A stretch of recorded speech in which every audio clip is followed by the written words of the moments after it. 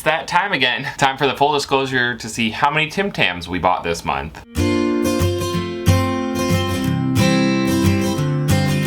Hello and welcome back to Moonstone Chariot. If you're new here, I'm Ben and this is Brandy! And in today's video, we will be doing a full deep dive into how much money we spent in the month of April. This will be our third video in our monthly expenses series. If you would like to see how much money we spent last month, you can click the video card up here. And moving forward, we will be making a playlist of all of our 2024 expenses videos that you can binge whenever you'd like. We always like to remind everyone that we completely understand that money can be a difficult topic to discuss, but as someone who personally loves to break down her own expenses and try to stick to a budget, I hope that these videos will help to normalize budget traveling and illustrate that traveling does not always have to break the bank. As usual, we will be going over the same 5 categories of accommodations, food, travel, entertainment, and miscellaneous, and comparing those totals with the totals of March. We will also be discussing how much money we've made total this month, and finally we will be adding a new section where we begin to total our average expenses thus far. Now for what we have all been waiting for, the numbers. Starting off strong with accommodations. This is definitely the category we are most excited to talk about because as full-time travelers, we are constantly looking for ways to save money wherever we can. And this month, we stumbled upon the service of house sitting. I know, not revolutionary. But back in March, we were sent an email with the link to the website Trusted House Sitters. And by some stroke of a miracle, we were able to find a nearly month-long stay within walking distance to our jobs. And all we had to do was take care of 2 amazing pups. The entire stay came to right at 26 days, making our total accommodation costs come out to a total of $590.71 USD, or $881.13 AUD. I know, I wish that I could say that our monthly cost came out to 0, but we did have to pay for 1 week at our hostel before, and we did pay for the first week of May as well. That is one thing that we are realizing that might be skewing some of our monthly numbers just slightly. This was obviously less than our March expenses by a full 44%. Our nightly costs in April came out to $19.69 USD, or $29.37 AUD, bringing our average cost of accommodations to $893.30 USD, or $1,332.49 AUD per month. Now, having a beautiful house just to ourselves not only impacted our accommodation expenses, but also had a huge impact on our food expenses as well. For 2 people who feel like we must have eaten out at least once a day in March, it is crazy to think how much we cooked in April having a kitchen all to ourselves. That is our biggest complaint when it comes to our current hostel life, is sharing a small and chaotic kitchen. In April, we spent $404.11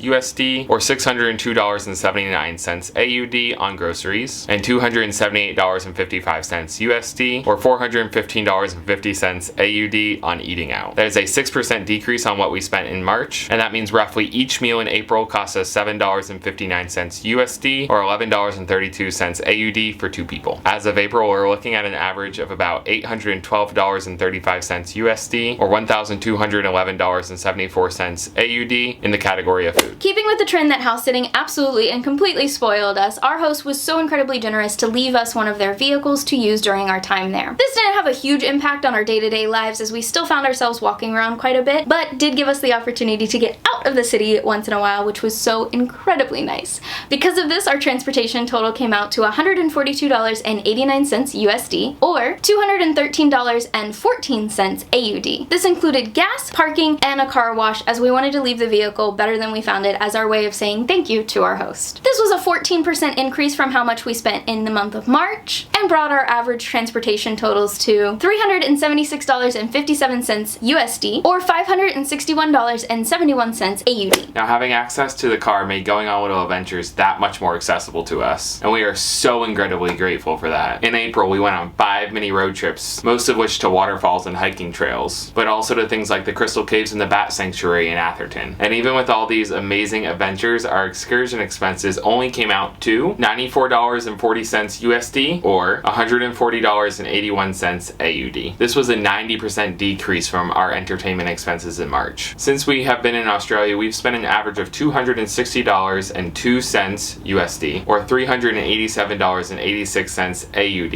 each month on entertainment. Finally, we come to our miscellaneous expenses for the month of April. Now this includes our little mini shopping trip, subscription subscriptions, and truly miscellaneous things like Ben's license fee. All of this brought our miscellaneous expenses to $655.23 USD, or $977.37 AUD. This is a decrease from March with a decrease of 33%. On average, we're spending about $655.07 USD, or $992.05 AUD each month on miscellaneous expenses. I would like to make a small asterisk here, as one thing that I went back and forth on whether or not to add into this section was how much we spent on our American taxes this month. We owed $3,730.50 USD, or $5,564.59 AUD in taxes this year. And while this is not an expense that occurred because we were in Australia, it is an important reminder that there will always be surprise expenses that may pop up over time,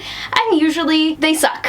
Okay, now that we know how much we spent in April, let's talk about gains. Unfortunately, we still are having to share about 12 to 30 hours of work each week, as things have not picked up yet, and we still have not been able to pick up second jobs yet, but we are still trying to stay on the positive side. In the month of April, we've made $3,254.81 AUD, or $2,181.05 USD. And with that, we come to the totals of how much we spent in our third month living here in Australia. I always like to make a note here that this does not include any of our monthly expenses such as phones, loans, or our car insurance on the van back in the United States. That being said, we spent a total of $2,165.89 USD, or $3,230.74 AUD for the month of April, coming out to an average of $72.20 per day for two people living and traveling around Australia. This is an overall 30% decrease from our expenses in March, and brings our average cost of living to $2,848.77 USD, or $4,248.36 AUD. I take April as a huge win, as we technically made more than we spent, if you don't include our taxes, even if it was only about by $24. A win